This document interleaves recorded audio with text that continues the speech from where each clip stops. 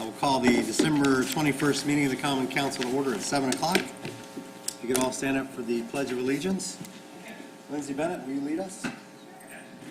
Allegiance to the flag of the United States of America and to the republic for which it stands, one nation, under God, indivisible, with liberty and justice for all.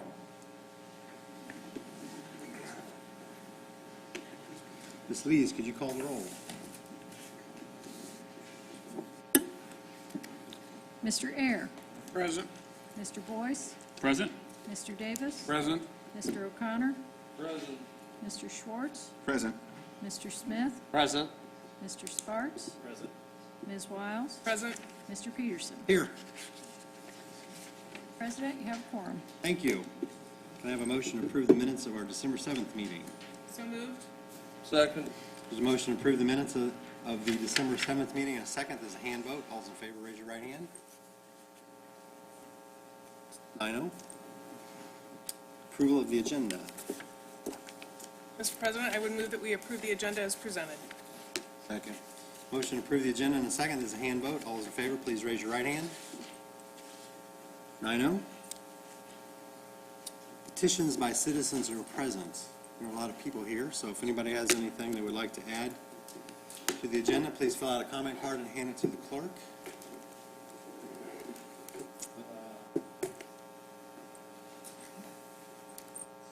Jensen. Mayor Jensen. Thank you, Mr. President. I'll be brief. I just first of all wanted to start by saying Happy Holidays and Merry Christmas to each and every one of you. Mr. President, it's been a delight on behalf of the entire our administration to work with you over the last year. Threw me off. Phones. If you could silence your phones during Yes. the meeting. Where was that announcement? I will say this past year has been an incredible delight from the administration side to work with you, and each and every one of you, actually. The transparency, the openness, the willingness to engage, even in times of conflict, has been incredible. So thank you for your service. I will echo what Mr. Ayr will tell you at the end of the meeting, that there is a lot still going on in Noblesville over the next several days for you and your family. My family and I went on a carriage ride last night with a horse named Dolly and Santa, and had a delightful time. But if you're during business hours next couple of days, City Hall is decked out in all sorts of trees, so feel free to stop by and see it, bring your family. Federal Hill Commons has an incredible amount of lights, and the ice skating rink will be open through January 9th. So for all those on Noblesville's school schedule who will be starting their Christmas break, starting this Thursday, that ice skating rink will be open all during break. So please take advantage of that. So again, I wish you all a happy holiday and a very Merry Christmas. I'll also end by saying, hopefully you all saw that our school superintendent, Beth Niedermeyer, announced this evening that she'll be retiring at the end of this coming school year. She was nice enough to call me this morning to give me a heads up. Beth and I co-chair the Noblesville Wellbeing Coalition. She's been an incredible partner over the past 8 years for the city of Noblesville. I said today that I believe Noblesville Schools is better off because of Beth Niedermeyer's leadership. So I applaud her, certainly don't blame her. I look forward to her next chapter.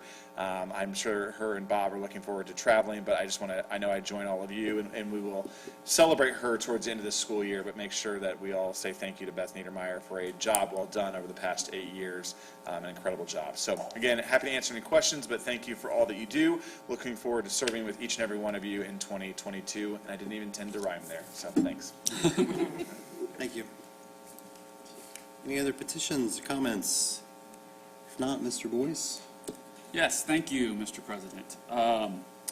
So I'd like to talk a little bit about Alan Hines. About 20 years ago, came up with an Employee of the Year type award for our Noblesville personnel, and he called it the stake in the ground because he thought it was the person who put their stake in the ground to make Noblesville exceptional. And the council has been doling out this award ever since he developed that for the last 20 years, and it's been fun and it's really neat. We give a steak and then we also give a steak dinner, so and we all sign it, so it's a little bit of both. And this year the award winner walked into a hornet's nest at the beginning of the year. They had an awful lot of different things that they had to deal with. The Indiana Transportation Museum had lots of environmental challenges that they had to deal with and had to work with, and they have done a phenomenal job of gaining funding for the city and taking care of that. They also worked with on a class action lawsuit for opioids to try and go against the opioid manufacturers that are manufacturing this poisonous drug to so many people in our community that's harming them. Done a ton with the Pleasant Street land acquisition and worked very hard with that, and I know they're continuing to work with that, and there's just a lot to be done there. And I'm just mentioning just a few of the things that she's done this year that have been really good. So we are all very proud of Lindsay Bennett, and I am honored and excited to announce that Lindsay Bennett is the 2021 Noblesville Stake in the Ground Award winner. So congratulations.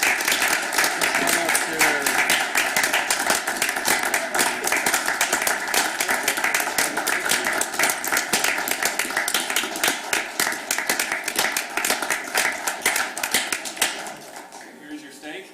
Thank you so much. Here's your dinner. This is amazing. Congratulations. Thank you so you. much. Thank you. Speech, words of wisdom. Oh my gosh, I'm, Did I miss? Oh, oh, perfect. Here, let's go here. oh.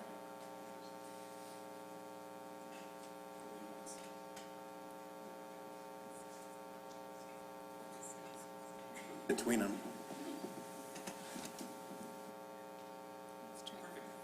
Can I do one more? Sorry. I have all this in front of me. Let's do this.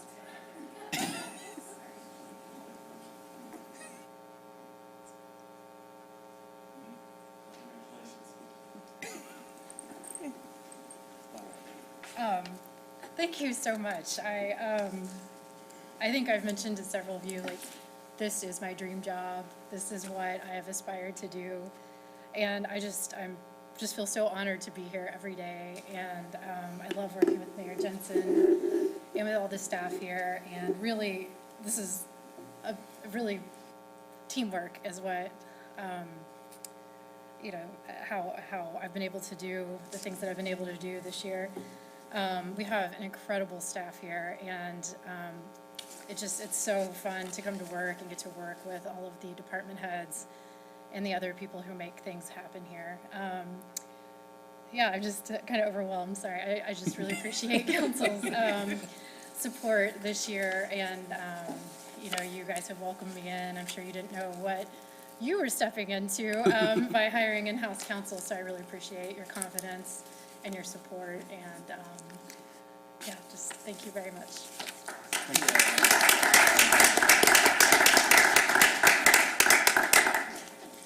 Really selling our attorneys speechless. That's nice. That doesn't happen often. All right. Council committee reports. Finance. Thank you, Mr. President. We met December 16th. Greg O'Connor, Darren Peterson, Megan Wiles, and myself in attendance. Jeff Spalding discussed with us 2022 high AV growth levy appeal, and he also discussed bond sale results from the capital project short-term GO bond of 2021. Bond authorization ordinance amendment for East Bank for the J.C. Hart project was discussed by Mr. Murray. Chad Connect talked again a little bit about the 2022 meet and confer union agreements. Sam Bears talked about appropriation transfer for the street improvement and rehab community crossing grant program match. And Sam and Brandon Bennett talked an appropriation transfer for park maintenance administration downtown Christmas decorations fund.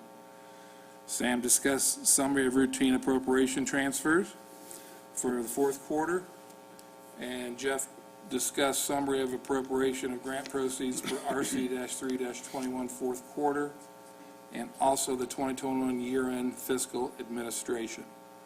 And Heather discussed the 2021 year-end encumbrance carry forward update for the end of this year, with situations that will go into next year for their accounting period. That and the claims come to the council with a favorable recommendation. Thank you. Any questions for the finance committee? If there are none, I would Move the approval of claims. Second. motion to approve the claims in a second. There's a hand vote. All those in favor, raise your right hand. 9-0. On to previously discussed ordinances. Council to consider ordinance 83-1221 and ordinance amending ordinance 41-10-17 concerning health benefits for certain retired and appointed employees, elected officials of the city of Noblesville. Holly Ramon. Good evening. As discussed during our last council meeting, the revisions of this ordinance is to update the job titles for our eligible appointed officials. That will be in accordance with the 2021 and 2022 salary ordinance.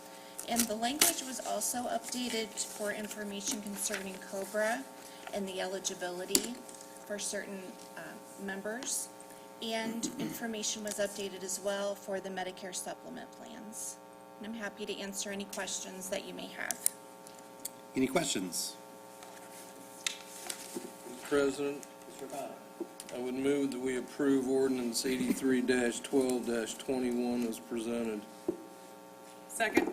There's a motion to approve ordinance 83-1221 and a second. This is a roll call vote. Ms. Lees. Mr. Ayers, Aye. Mr. Boyce, Aye. Mr. Davis, Aye. Mr. O'Connor, Aye. Mr. Schwartz, Aye. Mr. Smith, Aye. Mr. Sparks, Aye. Ms. Wiles, Aye. Mr. Peterson. Aye. 9 ayes, 0 nay, the ordinance is approved. Thank you. Thank you.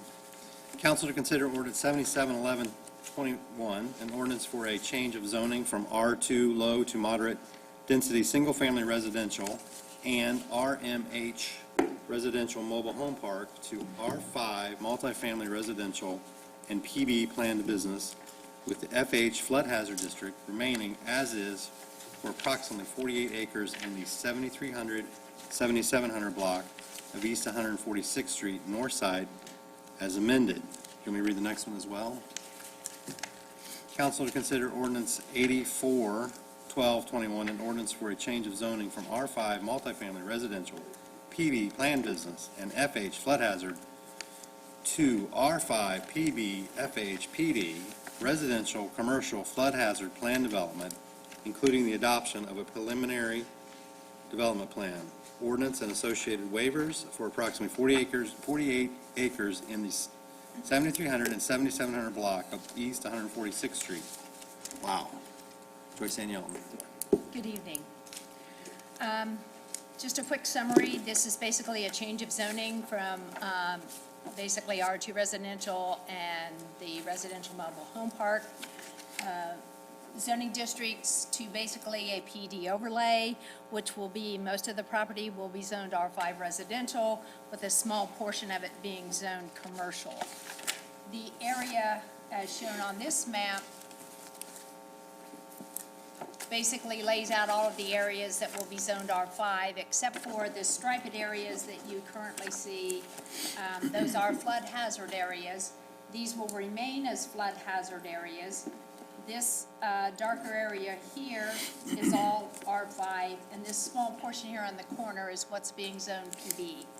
As you may recall, it is for mostly multifamily. There will be townhomes in this area, age-restricted multifamily, and this will be traditional multifamily in this area. This did come to you with a favorable recommendation for adoption on both of these.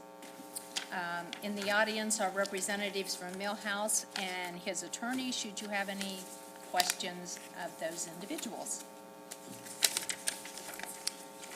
Any questions for staff?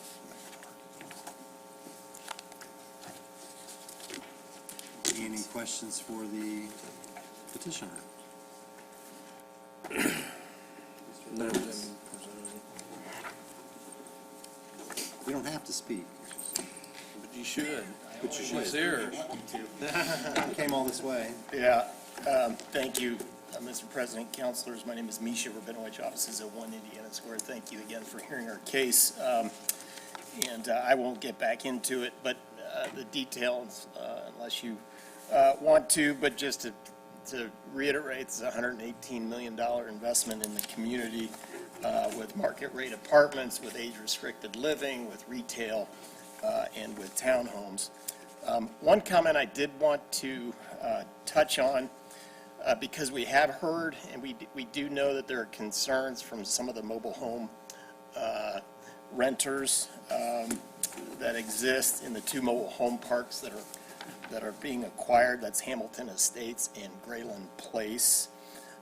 Even though Millhouse does not own the property, it's already began working closely with the mayor's office and city staff, with the current landlord, the owner of the mobile home park, to work on solutions that will offset any burden that may occur as a result of the development moving forward, and for those that have to relocate in the springtime.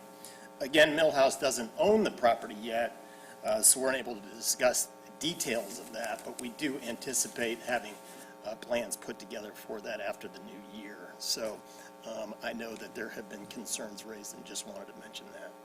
With that, happy to answer any questions. Any questions? Mr. I O'Connor? have one, but it's probably more for Joyce. And the PB or the permitted use is what's stated in the UDO. Were there any exceptions? I don't remember seeing any. No, there were no exceptions. So So we whatever didn't the carve use anything chart out. allows under the PB district would be allowed. Whatever's in the UDO. That is correct. Okay. Any other questions? If there are no questions, I would entertain a motion to amend. Mr. President, I would move that we amend ordinance 77-11-21 as presented. I need a second. Wait a second. Oh, as Second. amended. There's a motion to amend ordinance 77-11-21 as presented, and a second. There's a hand vote. All those in favor of amending, please raise your right hand. 9-0. Mr. President, I would move that we approve ordinance 77-11-21 as amended, and ordinance 84-12-21. Second. There's a motion and a second to approve ordinance 77-11-21 as amended, and ordinance 84-12-21. In a second. Roll call vote. Mr. Boyce? Aye. Mr. Davis? Aye. Mr. O'Connor? Mr. Schwartz? Aye. Mr. Smith? Aye. Mr. Sparks? Aye. Ms. Wiles? Mr. Ayers? Aye. Mr. Peterson? Aye. 9 ayes, 0 nay, the ordinances are approved. Thank you. Council to consider ordinance 85-12-21 and ordinance amending ordinance 2905-16 for approximately 41 acres known as Potter's Bridge Estates in the 20200 block of Cumberland Road, west side. Joyce Ann-Yelton. This is a request to basically, let me start with just a little bit of background on this parcel of property. Originally, back in 2005, it had a PD overlay on it, and it was for approximately 68 acres and had, I think, 22 to 25 lots. It was all going to be on septic. What basically happened with that original adoption of the PD ordinance, it basically, because nothing was done within a certain amount of time, that PD ordinance went away and it reverted back to the zoning of R1, single-family residential. The gentleman came back again, Mr. Von Desar did come back again in 2016. We did the same thing, slightly lesser acreages, and I think there were 13 lots. Again, all on septic, and he's had basically no interest in people building on lots that have been 2 acres or less. He's come back with a proposal now to basically take this property and create 7 lots from about 40 acres. They will all be larger than, obviously, 5 acres. They will all be on septic, and he has interest from some individuals to be able to build a custom home on those lots. Again, it did come to you with a favorable recommendation for adoption. And Mr. Von Desar is in the audience. Any questions for staff? Mr. Von Desar, would you like to add any color commentary?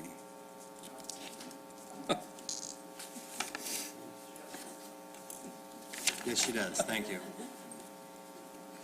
Mr. President, I would move that we approve ordinance 85-12-21 as presented.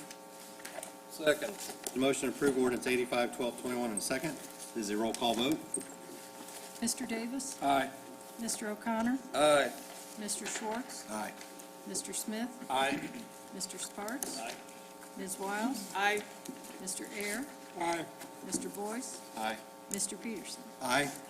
9 ayes, 0 nay, the ordinance is approved. Thank you.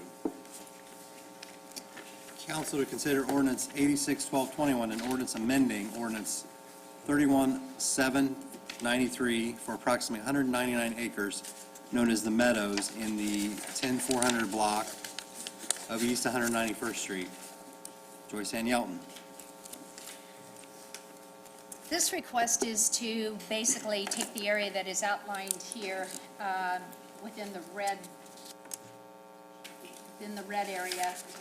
This small parcel of property here is currently a part of the Meadows Plan Development. As you can tell on this map, this area here that you see that is hatched is a part of that overall PD. During the last 18 months, there has been a land swap between Mr.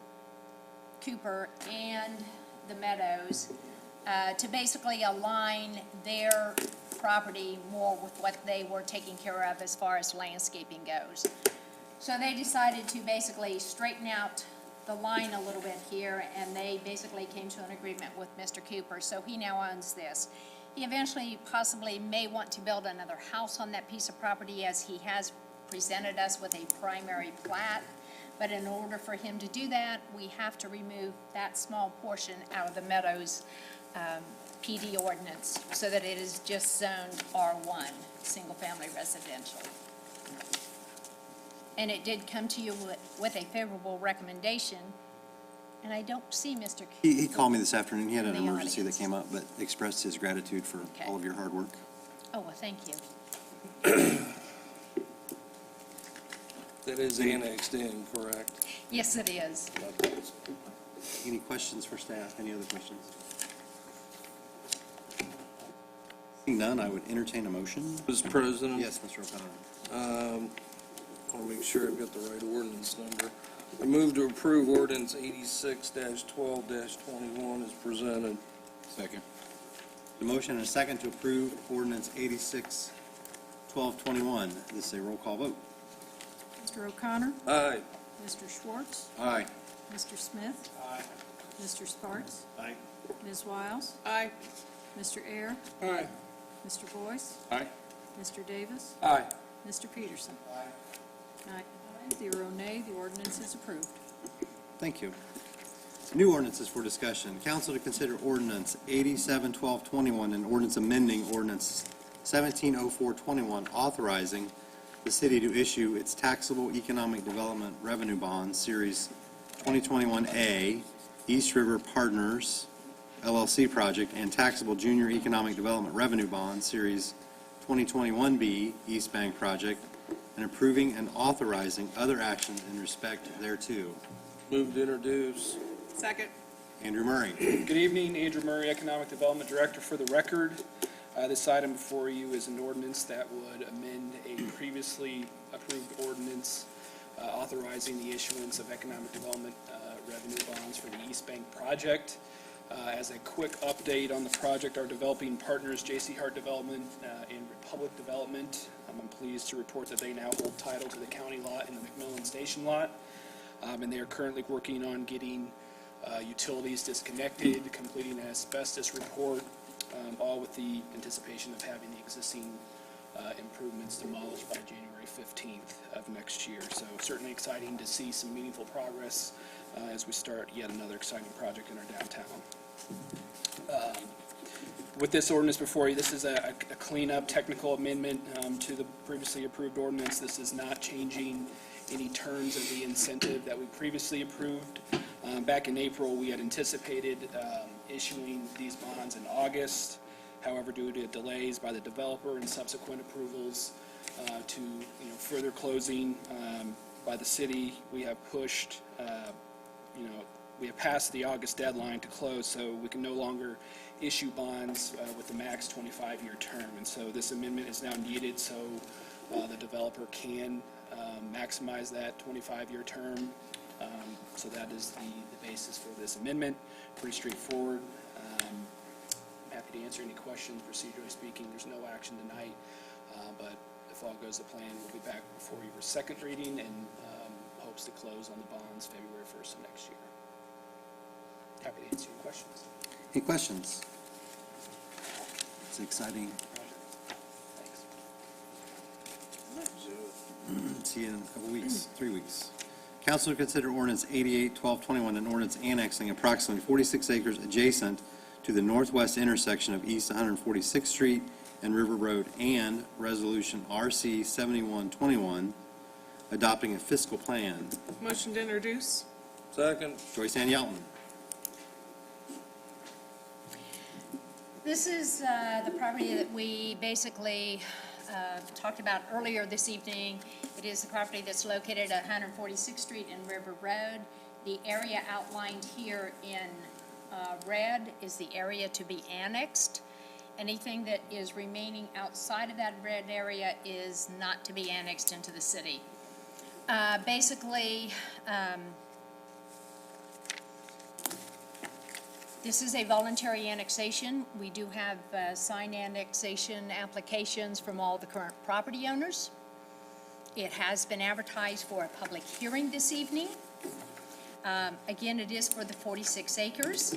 You did get a copy of the fiscal analysis based on the 46 acres. It talked about basically the current zoning, which we just rezoned it to R5 and PB, and the flood hazard area will remain with a PD overlay. It talked about capital and non-capital services that were being done. Talked about the indebtedness, which is a part of what we have to do when we analyze annexations. And then the last thing that was in the plan basically was the estimated assessed value and the tax rate impact. With that, that basically is the analysis, and then of course the ordinance is the ordinance just adopting this into the city of Noblesville. It does meet all of the code requirements as far as continuity and stuff. With that, I will ask if you have any questions of staff. Again, just wanted to make sure you guys hadn't left me yet. Any questions for Joyce Ann Yelton or staff? If there are none, I will open up the public hearing for ordinance 88-1121. If there's anyone who would like to speak from the public. Mr. President? Mr. Ayers. Mr. Ayers? Seeing no one from the public coming forward, I move that we close the public hearing. Second that. There's a motion to close the public hearing for ordinance 88-1121 and a second. There's a hand vote. All those in favor, raise your right hand. 9-0. Now, Mr. O'Connor, if you would like. I cut you off a minute ago. Well, we have to Vote on it, approve the resolution, correct? right? Mr. President, I Yep. move that we approve Resolution RC-71-21, adopting a fiscal plan. Second. There's a motion to approve resolution RC 7121 and a second. There's a hand vote. All those in favor, raise your right hand. 9-0. Thank you. Thank you. Miscellaneous number 1. Council consider a memorandum of understanding between the City of Noblesville and the Noblesville Professional Firefighters International Association of Firefighters, Local 4416, with respect to benefits and compensation of certain employees in the City of Noblesville. Chad Cannett. Good afternoon, council. Good evening, I Threw should me say. off. It doesn't say Chad Cannett here. Yes, I am Matt Light in disguise. I'm actually Chad Cannett, the Director of Public Safety. I wanted to thank you, first of all, for all the hard work that has went into this. And on behalf of Mayor Jensen, we are allowed to present to you for review and consideration of meet and confer agreements in front of you tonight. And I have to say, in 30 years of public safety work, this has been the most comprehensive review of the total compensation packages for public servants that I have ever been involved in any of my years or any of the past agreements. And so the work product that you have here is something to really be proud of, and work that not only all of you have put into and giving comment and feedback in support of, but Mayor Jensen's prioritization support of the public service that we provide, as well as our public servants, and actually reinforcing the public safety for the city of Noblesville. It goes without stating the work that went into this with the total compensation review that was done, and it took an extended amount of time in reviewing every element of this, from working conditions, compensation, leave time, for both police and fire, and it ran the gamut of every aspect of their career, looking at them right now, not only obtaining the newest and the brightest of the young talent coming into public service, but also taking care of the working conditions and fair and equal compensation for our existing public servants that are serving honorably in your city now, as well as looking out for their future at the end of their careers, when we want to see them live healthy lives in retirement and serving on in other capacities throughout their life after their career in public safety. And the work that Matt Light, the OFA team, Jeff Spalding, Holly Ramone put into this, along with the negotiating teams of Tony Murray and Firefighters Union, as well as Jamie Aloisio and the police union on their meet and confer agreement. I've never seen more collaborative work, and just actually moving towards the goal of fairly and equitably taking care of our public servants and making sure that we were being fiscally responsible in doing so and keeping that priority of public safety. Rather than read those long, extensive agreements, I thought it was best to go through and just read and highlight some of the important differences in this year's agreement. Firstly, the fiscal impact of the changes to the agreement were included in the 2022 adopted budget that was adopted by Council in September, with the exception of transfer of requests that will be presented in January to move funds from the 100 series contingency budget to cover the wages and increases that were finalized following the outside compensation study that we discussed at that time. The most significant agreement is that, unlike prior years, this is a 2-year agreement. This allowed us to do negotiations and actually do strategic planning for what we could do this year under current conditions and with forecasted fiscal impacts in year 2, and build upon those changes rather than starting from ground zero year after year after year. We're actually able to build a strategic plan on the total compensation package and working conditions for our firefighters and officers going forward. So this is a 2-year agreement encompassing year 2022 and 2023, with some circuit breakers built in to where if finances don't reach the expectations of the planning within certain funds that reach within 98% on the low side or 104% on the high side, there is an opener there to where negotiations could be reopened to negotiate the compensation aspect of this meet and confer agreement. So that allows us that adaptability to not have to go back to meet and go through those negotiations again because of the comprehensive nature of this review. But if something significant happens within our planned and anticipated revenue, we can go back and open it back up in order to make sure that we meet all budgetary constraints and goals. The first issue is that the hourly wage increases for a total of $328,000 for our 130 firefighters. This helps us take care of our existing firefighters and also have a competitive salary to obtain and attract the most talented young public servants wanting to be firefighters from the region into the city of Noblesville. And we're confident once they get here that they see the integrity and professionalism of our firefighters, and they will not want to leave, and this allows us to draw them here to take a look and serve with our fire department in that capacity. We also agreed to the 3% additional wage increase in 2023, contingent upon those revenues falling within that 98% and 104% of the fiscal plan projections. At that point, if they fall outside of those scopes, the agreement can be reopened. The other significant addition is that there is 5 additional years added onto their longevity pay, which did max out at 20 years. And with the creative work from the labor unions, Jeff Spalding, the finance team, Matt Light, and getting approval from the State Board of Accounts, we were able to increase that using existing pension funds and some soon-to-be extinct funds from former pensions that are no longer added to or subtracted from without state reimbursement, to where now their longevity pay can go up for years 21 through 25 and be included in their longevity pay for their pension, which is significant in showing our dedication to not only attracting the youngest talent, but also taking care of those who are honorably serving now throughout their lives, even after retirement. And the firefighter first class longevity pay increases to a base pay of $76,395.40, and this also allows firefighters to roll over up to 48 hours of unused vacation time.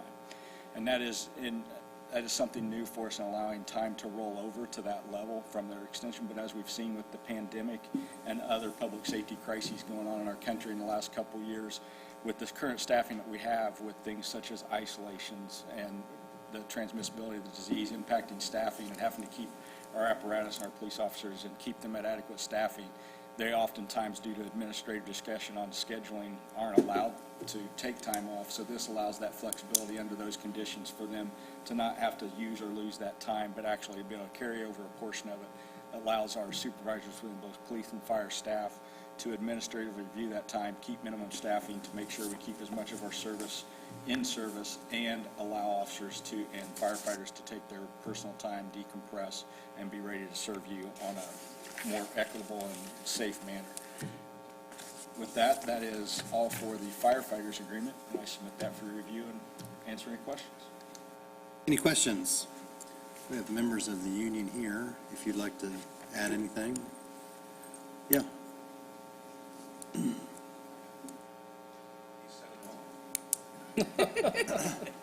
We knew you'd want to speak, though. Thank you. Mr. President, members of the council, Mayor Jensen, your staff, all thank you very much for this. As the director stated, this was a collaborative effort, as all of these typically are.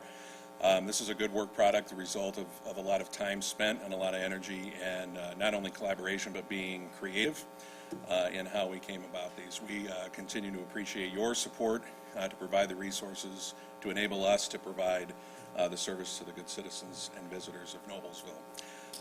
It continues to be my great pleasure to serve them on this fire department, and I know that we continue to have a raging pandemic, and unfortunately we've been taking care of a lot of sick people, and this goes a long way into helping us with providing those resources and responding to every emergency. So thank you very much, and thanks to the mayor and his staff, and again, all of you. Thank you. Any questions? Mr. President, Mr. O'Connor. I would move that we approve miscellaneous number 1, memorandum of understanding between the City of Noblesville and the Noblesville Professional Firefighters. Second. Motion to approve the memorandum of understanding with the firefighters local 4416 in a second. This is a hand vote. All those in favor, raise your right hand. 9-0. Thank you. Council to consider memorandum of understanding between the City of Noblesville and the Noblesville Fraternal Order of Police, Lodge 198, with respect to benefits and compensation of certain employees of the City of Noblesville. Public Safety Director. Thank you, sir. Knapp. Chad Knapp, the Public Safety Director, and again, I won't bore you with repeating everything that I just said, but that same level of diligence and hard work went into the agreement and compensation with our police officers and the local FOP led by Jamie Aloisio and the finance team of Holly Ramon, Matt Light, Jeff Spalding, and his team, as well as Mayor Jensen's unwavering support of public safety and supporting our police officers in a time when many communities are questioning things. They showed that unwavering support for our public servants and going forward, making sure that our citizens remain safe, that we had a total compensation package that not only attracts the youngest and brightest talent to our city to serve honorably in our great departments, but also maintain the unwavering work conditions of our officers that are currently serving and look out for their well-being throughout their careers and into their retirements. Some of the significant changes for this agreement also is a 2-year agreement rather than a 1-year agreement, with those openers of 98% and a 104% of projected revenue that could be the reopeners if those should occur. They agree to that 3% increase in 2023, and the deferred compensation matching increase in 2023 of $1,000, and an increased clothing allowance from $1,000 to $1,200, contingent upon the city revenues falling in that range within 2023. That allows us, as prices of personal equipment that officers have to carry, the increases that's incrementally increased, to make sure that we're allowing them to still buy the best equipment that they can possibly get and maintain their public safety, and doing so, protecting themselves, protecting our servants as they go out and do their job on the streets every day. We also added that additional 5 years of year 21 through 25 to their longevity pay, which increases their pension base and creates the new rate of $6,250 total longevity pay maximum onto their pension. It base wage increase on patrolman first class pay. It increases that base pay to $77,531, which is a very good competitive salary rate for a first class patrolman in this region. It's very competitive, and it shows that we not only support you, but we're doing that, we're supporting it with our resources, and with those high expectations of their level of performance, we compensate them fairly and equitably as well while being fiscally responsible and going through there. It also allows a changing of overtime accrual provisions based on daily shift totals contrasted with bi-weekly shift totals starting in 2023.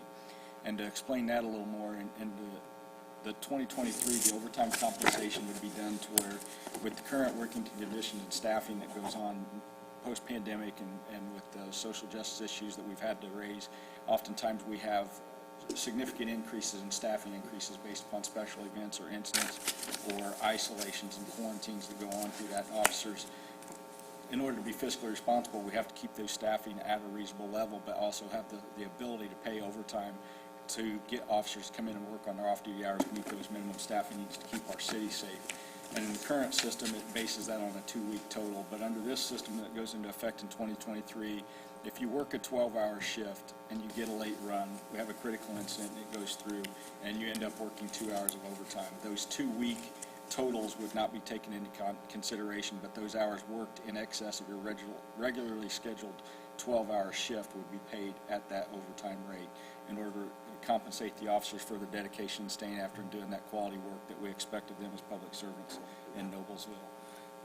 We also go through there, and it incorporates the previously approved lateral hire ordinance to meet and confer agreements.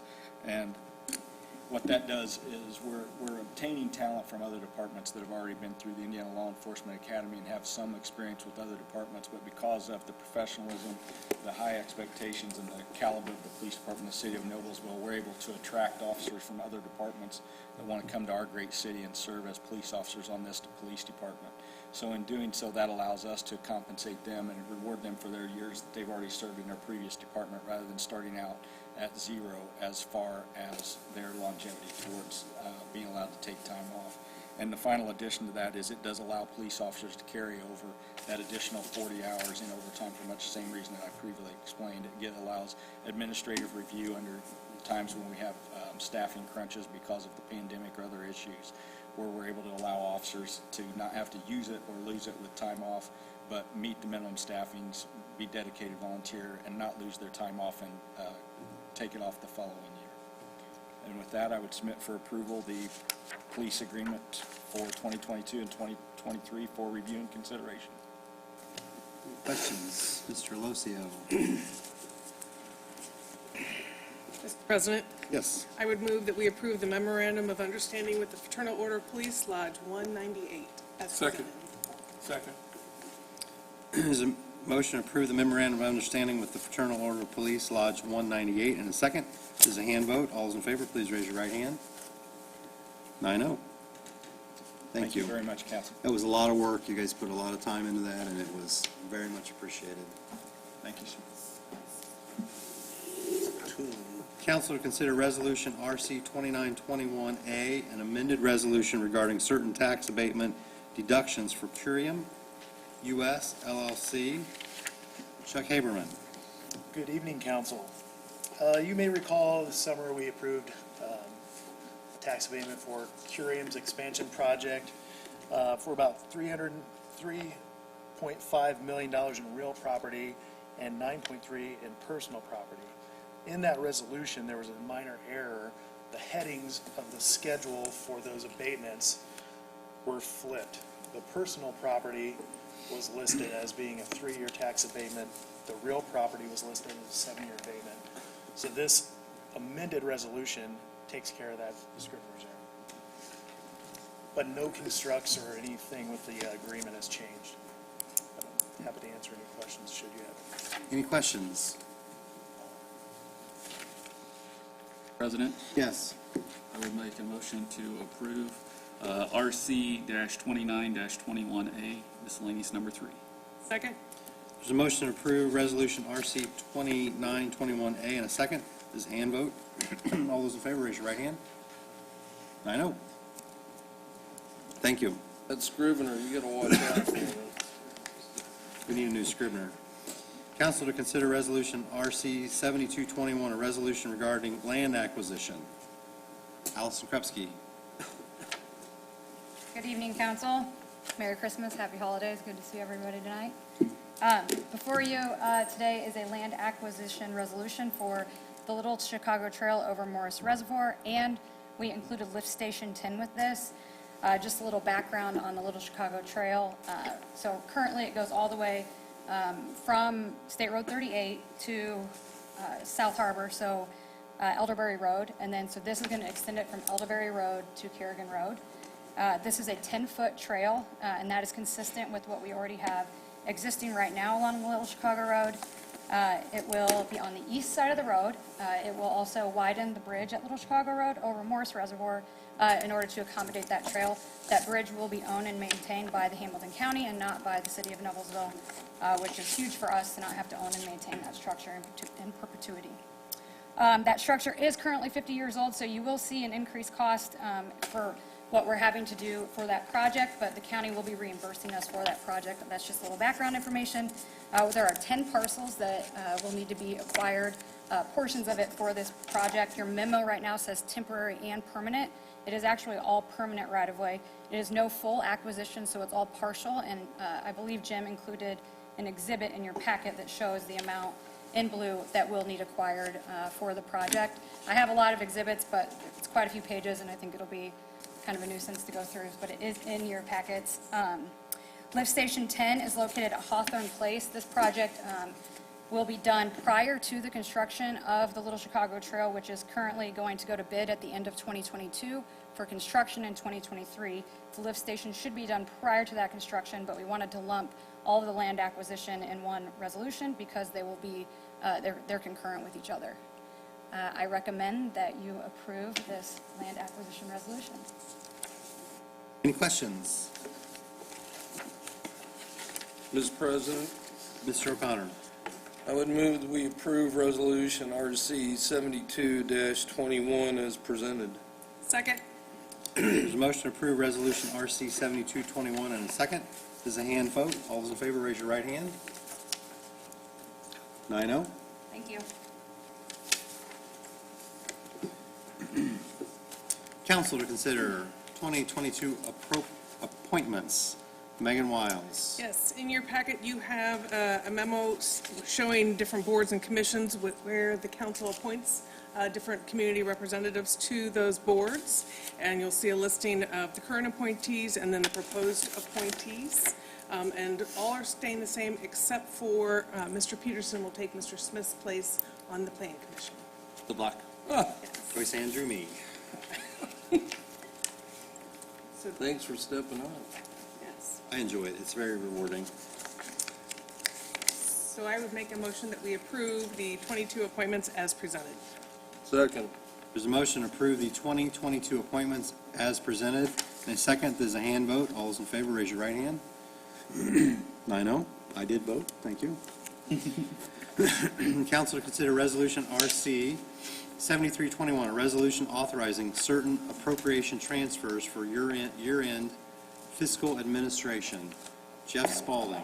Yeah, Mr. President, members of the council, Jeff Spaulding, CFO and Controller, and this is the first of several similar items because I like to inundate the council with a lot of really technical bureaucratic items to process. And Which we love. Thank you. yeah, and but it is all a function of following state law and the way funds are appropriated through that process. What this resolution is similar to one that you approved last year, and it is just authority that after year-end close, if there are any items where there needs to be a realignment of appropriations to make sure every expense that's properly posted is funded by an appropriation as required under state law, that I have the authority to make those last-minute corrections, and then I report back to you in February what they were, and the goal, as I mentioned in the Finance Committee, the goal on this item is to actually have 0 of those types of items, and we've put other things in place to minimize that, but I can't guarantee until we get through a lot of various factors, but that's the purpose of this item. When do you present that to us? February? February, yeah, like Thank the you. first February council meeting. Mr. President? Yes. I move that we approve Resolution RC-73-21. Second. There's a motion to approve Resolution RC 7321 and a second. There's a hand vote. All those in favor, raise your right hand. 9-0. Council to receive a summary of fiscally neutral fourth quarter appropriation transfers pursuant to Resolution RC 221. Jeff Spalding. All right, well, this is a follow-up to another action that is similar to the last, but was established to specifically for the very purpose of trying to minimize the need of using that previous resolution. And this is one where the council has authorized us to make small, relatively technical budget adjustments throughout the year, and with the idea that we'll report them to you quarterly. And so this is the fourth of those 4 quarterly reports for 2021. And in your packet is a list of the transfers that we made under this authority, as well as a total at the bottom that shows there is a total limit that we have on this authority of $125,000 per quarter, and to show that we haven't exceeded that. So, and again, this is not adding anything to the budget, it's just moving appropriation around. Thank you, and there's no action on this item, but if you have any questions? Yes. Seeing none, we will move on. Council to receive a summary of appropriation of fourth quarter grant proceeds pursuant to Resolution RC 321. Jeff Spalding. Yes, Mr. President, members of the council. This item is very, very conceptually similar to the last one, but with much smaller volume. It just is a reporting back to you if we receive grant proceeds that I do adjust back into a department's budget to increase their appropriation. I am obligated to report that to you here. And in this case, as has been the case throughout this year, I don't think I've ever appropriated money back into a department's budget, but I have reported any grant proceeds that we received in the quarter.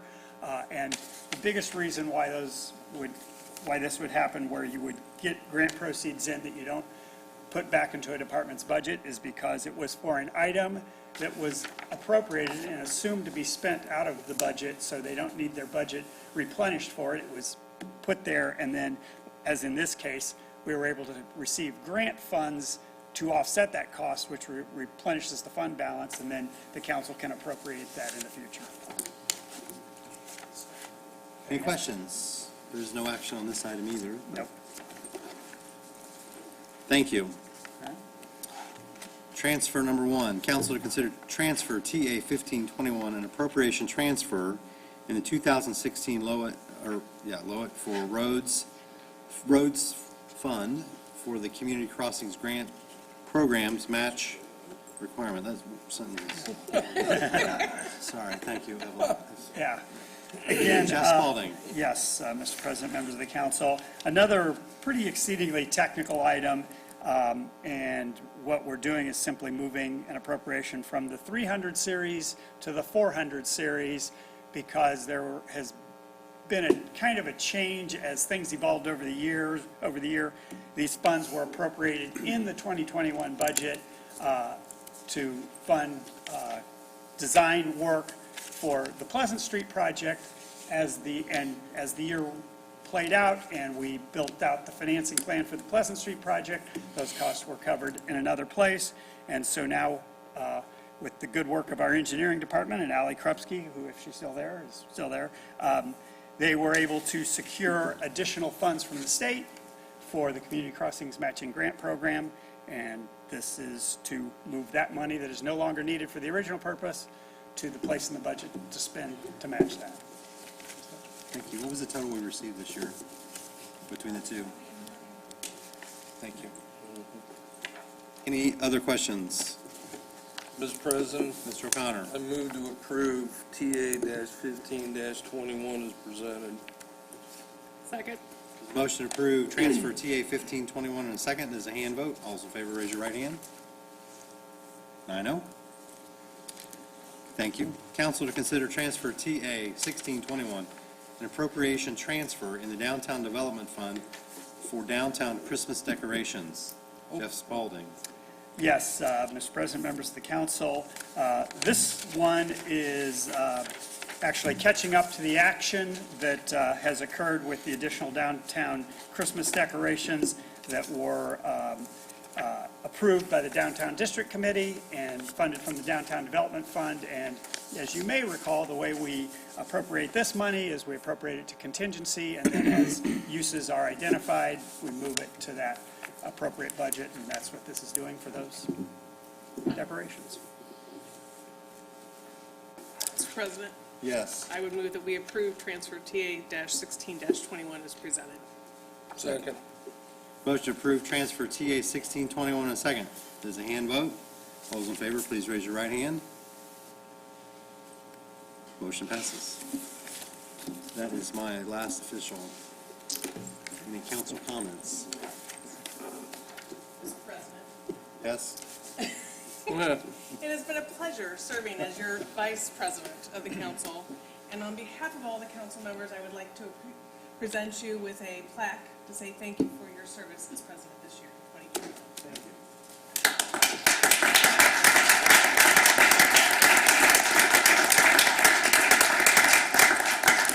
Thank you. We might have to move one of your licenses. Right.